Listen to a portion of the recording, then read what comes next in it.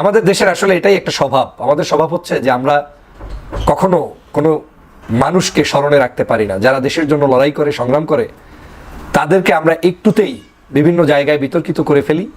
বিতর্কিত করে যে কোনো মূল্যে তাদেরকে অবনত রাখতে চাই, অপদস্থ করতে চাই, এবং বিপদকালীন সময় যারা আমাদের পাশে থাকে আমরা তাদেরকে সমাজ থেকে কাটছাট করার খুব একটা সুন্দর পরিকল্পনা করি। হাসান সাহেবেরও সবকিছু আপনার পছন্দ হবে বা আমারও আদৌ পছন্দ হবে এমনটা না, কিন্তু আমাদের কৃতজ্ঞতার মাত্রাটা যদি এতই নিম্ন বর্ণে চলে যায় তাহলে এই দেশে কখনোই আর যোগ্য নেতৃত্ব তৈরি হবে না। গতকালকের গভীর রাতে হঠাৎ করে 7 কলেজ এবং ঢাকা বিশ্ববিদ্যালয়ের ছাত্রদের মধ্যে উত্তেজনা ছড়িয়ে পড়ে। এই উত্তেজনা নিবারণ করতে সেখানে উপস্থিত হন বৈষম্য বিরোধী ছাত্র আন্দোলনের বর্তমান আহ্বায়ক হাসনাত আবদুল্লাহ। আমরা দেখেছি হাসনাত আবদুল্লাহকে অত্যন্ত সাহসিকতার সাথে ছাত্র ভাইদের কাছে সেখানে গিয়ে দুই পক্ষকেই এই ধরনের সংঘাত কিংবা রাতের বেলার একে অপরের সাথে তুমুলভাবে ঝগড়ায় লিপ্ত হওয়া কিংবা ধাওয়া পাল্টা দেওয়াকে থামানোর জন্য তিনি গিয়েছেন। তার সাথে আর কয়েকজন সাহসী যোদ্ধা সেখানে গিয়েছেন। আমি আন্তরিকভাবে এটাকে সাধুবাদ জানাই। বাংলাদেশের প্রেক্ষাপটে এরকম একটি পরিস্থিতিতে নিশ্চয়ই অনেক নেতারাই দেখবেন সময়ের সুযোগ খুঁজে পালানোর চেষ্টা করবে, কিন্তু এই বৈষম্য বিরোধী আন্দোলনের সংগ্রামী যে আহ্বায়ক রয়েছেন তিনি সেখানে নির্দ্বিধায় বুক উঁচিয়ে গিয়ে উপস্থিত হয়েছেন। তার ব্যক্তিগত জীবন নিয়ে, রাজনৈতিক কর্মকাণ্ড নিয়ে কিংবা তার সদালাপী মনোভাব কিংবা তার আচরণ নিয়ে কারো না কারো আনন্দ থাকতে পারে, আবার কারো না কারো বিরক্তও থাকতে পারে, সেটা ভিন্ন আলোচনা। যে কোনো ব্যক্তি রাজনীতি করতে আসলে তাকে নিয়ে সমালোচনা থাকবে, আলোচনা থাকবে, এটাই স্বাভাবিক। কিন্তু যে সাহসিকতা তিনি দেখিয়েছেন এবং প্রত্যেকটা ইস্যুতেই তিনি যেভাবে মাঠে নেমে সামনে দাঁড়িয়ে সবাইকে নিয়ন্ত্রণ করা, নিবারণ করা কিংবা বুঝ দিয়ে সংযত আচরণ করার জন্য উদ্বুদ্ধ করছেন, সেটা অবশ্যই প্রশংসনীয়। কিন্তু দুঃখের সাথে বলতে হচ্ছে বাংলাদেশে আমরা দেখলাম অতি উৎসাহী আমাদের অনেক ভাইয়েরা, বোনেরা, যেহেতু জিনিসটি হাসনাত আবদুল্লাহর কর্মকাণ্ড হয়েছে, হাসনাত আবদুল্লাহকে কেউ কেউ সেখানে বিভিন্নভাবে স্লোগান দিয়ে বিতর্কিত করার চেষ্টা করেছে রাতের বেলা। সেখানে তার উপরে আক্রমণ না হলেও তাকে এক ধরনের অপমান করার হয়তো কেউ না কেউ চেষ্টা করতে চেয়েছেন। সেই জিনিসগুলোকে নিয়ে বাংলাদেশের অনেক মানুষ আবার নতুন করে আলোচনাও শুরু করেছেন। আমাদের দেশের আসলে এটাই একটা স্বভাব। আমাদের স্বভাব হচ্ছে যে আমরা কখনো কোনো মানুষকে স্মরণে রাখতে পারি না। যারা দেশের জন্য লড়াই করে, সংগ্রাম করে, তাদেরকে আমরা একটুতেই বিভিন্ন জায়গায় বিতর্কিত করে ফেলি। বিতর্কিত করে যে কোনো মূল্যে তাদেরকে অবনত রাখতে চাই, অপদস্থ করতে চাই, এবং বিপদকালীন সময় যারা আমাদের পাশে থাকে আমরা তাদেরকে সমাজ থেকে কাটছাট করার খুব একটা সুন্দর পরিকল্পনা করি। আমি নিশ্চিত যে আবুল হাসনাত সাহেবের, এই হাসনাত আবদুল্লাহ সাহেবের এখন পর্যন্ত ওই অর্থে রাজনৈতিক বিশাল জ্ঞান কিংবা বড়ত্বের জায়গায় যাওয়ার মতো পরিস্থিতি হয়নি। তিনি এখনও লার্নার, শিখছেন। তবে তারা এই জুলাই বিপ্লবের যে মানুষকে যে বিজয় ছিনিয়ে এনে দিয়েছেন 5ই আগস্ট, এটা তাদের জন্য বড় অ্যাচিভমেন্ট এবং দেশের জন্য, আমাদের জন্য সবচাইতে বড় পাওয়া। তারা আজকের যে জীবন বাজি রেখে আমাদের জন্য যখন লড়াই করেছিলেন তখন তারা আমাদের সামনে ছিলেন সিংহ, তারা আমাদের সামনে ছিলেন বাঘ, তারা আমাদের সামনে ছিলেন বাংলাদেশের সত্যিকার মুক্তিযোদ্ধা।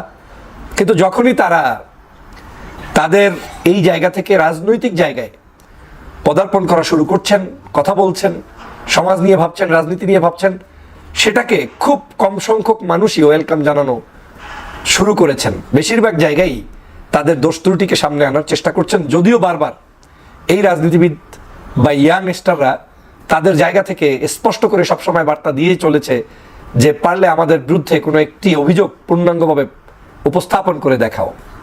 আমি খুব কষ্ট পেয়েছি গতকালকের রাতের যেই আচরণটি তার সাথে ঘটেছে বা কেউ ঘটাতে চেয়েছে। যতটুকুই হয়েছে এতটুকুই কোনোভাবে কাম্য ছিল না। আমাদের ম্যাচুরিটির প্রত্যেকেরই অভাব আছে। আমি পূর্ণাঙ্গ কোনো ব্যক্তি না, আমারও অনেক কিছু আপনার ভালো লাগবে, অনেক কিছু লাগবে না। হাসান সাহেবেরও সবকিছু আপনার পছন্দ হবে বা আমারও আদৌ পছন্দ হবে এমনটা না, কিন্তু আমাদের কৃতজ্ঞতার মাত্রাটা যদি এতই নিম্ন বর্ণে চলে যায় তাহলে এই দেশে কখনোই আর যোগ্য নেতৃত্ব তৈরি হবে না। আমি বারবার যে কথাটা প্রসঙ্গক্রমে বলি যে আমাদের যারা ইয়াং স্টার আছে, এখন যারা ছাত্রদের প্রতিনিধি আছে, এদেরকে ডেকে আমাদের শেখানো উচিত। কেউ কি এই কথা বলতে পেরেছি যে সর্বোচ্চ দলের আমি একজন নেতা, সর্বোচ্চ মিডিয়াম দলের নেতা, ছোট দলের নেতা, আমরা তাদেরকে কতবার ডাকতে পেরেছি? আমরা জানি যে তাদের অনেক আচার ব্যবহার, চলাফেরার মধ্যে যে উত্তেজনা, কারণ তারা ইয়াং, নতুন, মাঠে এসেছে, বিজয় ছিনিয়ে এনেছে।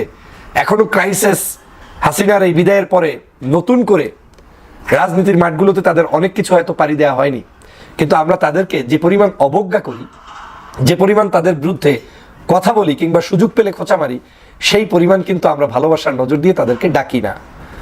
এজন্য দায়ী আসলে তারা যতটুকু, তার চেয়ে আমি মনে করি আমরা যারা বড় পর্যায় থেকে নেতৃত্ব দিচ্ছি বা দিবেন ভাবছেন বা দিয়েছেন, আপনাদের আমাদের অনেক বড় দায়িত্ব আছে আমাদের এই ছাত্র ভাইদের প্রতি। যাই হোক, সে প্রসঙ্গ ভিন্ন। কিন্তু আমার যেটা মনে হয়েছে যে বাংলাদেশে এই অকৃতজ্ঞতা, এটা একটা বাই বর্ন আমরা শিখেছি, বাই বর্ন। আমরা যেই ভালো কিছু করে দেয় আমরা তাকে ছিঁড়ে ফেলে দিতে অভ্যস্ত হয়ে যাই। বাংলাদেশে গত 16 বছরে আমরা কি করতে পেরেছি, কি করতে পারি নাই, এটা একদম গ্লাসের মতো ক্লিয়ার। আপনার সামনে পানির নিচে তাকালে যেরকম দেখবেন সব ক্লিয়ার, একদম এখানে সম্পূর্ণটাই আপনি দেখতে পাচ্ছেন। হ্যাঁ, আমাদের উপরে জুলুম করেছে, অত্যাচার করেছে, আওয়ামী লীগের দুঃশাসন নেমে এসেছে, সব সত্য।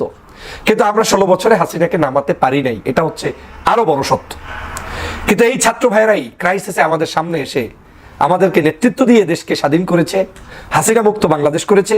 সেটার জন্য অন্তত পক্ষে আপনার জীবনের মৃত্যুর আগ পর্যন্ত, যেহেতু আপনি সবচেয়ে ভিকটিমের শিকার ছিলেন এই শেখ হাসিনার জুলুম অত্যাচারের কাছে, আপনার আমার সকলের দায়িত্ব ওই জায়গা থেকে তাদের প্রতি কৃতজ্ঞতা পোষণ করা, তাদের নিরাপত্তা নিশ্চিত করা, তাদেরকে আগলে রাখা, তাদেরকে স্নেহ করা, তাদের পাশে দাঁড়ানো। কিন্তু আমরা যখন সেটা থেকে দূরে সরে আসব, এটা কখনোই বাংলাদেশের ইতিহাসের জন্য ভালো হবে না। তবে বাংলাদেশের ইতিহাস খুব নির্মম, নিষ্ঠুরতা। সেজন্য আমি আমাদের ছাত্র ভাইদেরকেও বলবো, যেই দেশ নিয়ে ভাবছেন, যেই মানুষদেরকে নিয়ে ভাবছেন, সেটা ভাববেন ঠিকই, তবে তার আগে এই দেশের কার্যক্রম, মানুষ, রাজনৈতিক শিষ্টাচার, রাজনৈতিক ব্যক্তিবর্গের বিহেভিয়ার, এদেশের মানুষের সভ্যতা, কালচার সম্পর্কে আপনাদেরকে আরো অ্যাডাপ্ট হতে হবে।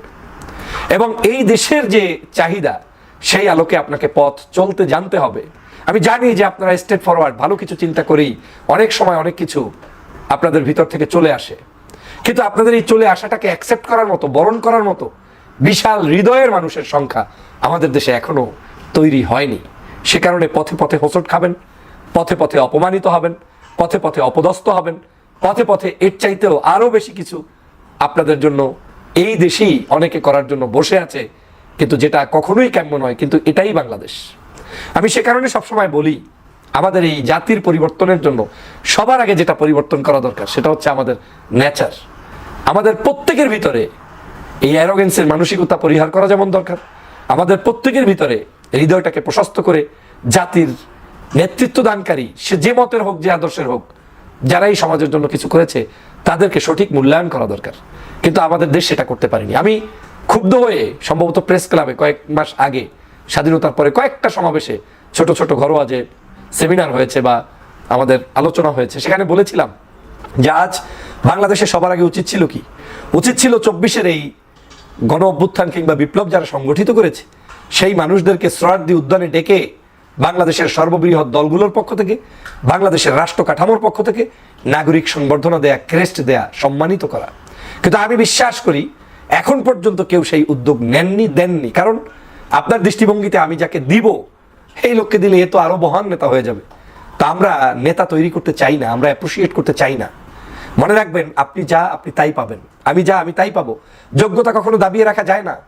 এদেশে বহু মানুষকে জুলুম, নির্যাতন, অত্যাচার বিভিন্ন সময় করা হয়েছে, কিন্তু কেউ দাবিয়ে রাখতে পারেনি। উদাহরণ তো চোখের সামনে, দেশনেত্রী বেগম খালেদা জিয়ার মতো একজন ব্যক্তিকে চিকিৎসা নিতে দেয়নি। আজকের খালেদা জিয়ার জন্য বিশেষ অ্যাম্বুলেন্স, ফ্লাইট এসে তারপরে তাকে একটি রাষ্ট্রের পক্ষ থেকে সর্বোচ্চ উপহার দিয়ে বিদেশে চিকিৎসার জন্য নেওয়া হয়, আর শেখ হাসিনাকে পালিয়ে যেতেও হয়েছে। অতএব এই বাংলাদেশে আমাদের সামনে কিন্তু সব এক্সাম্পলগুলো রয়েছে।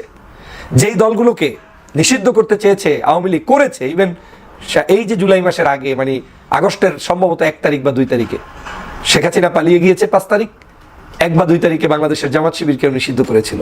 কিন্তু আজকের আওয়ামী লীগের দরজা কিন্তু বাংলাদেশের কোনো অফিসে খুলতে পারে না, কেউ না। চ্যালেঞ্জ দিয়ে বলছি, কোনো অফিস নেই তাদের এখন, কিন্তু জামাত শিবিরের কিন্তু অফিস আছে।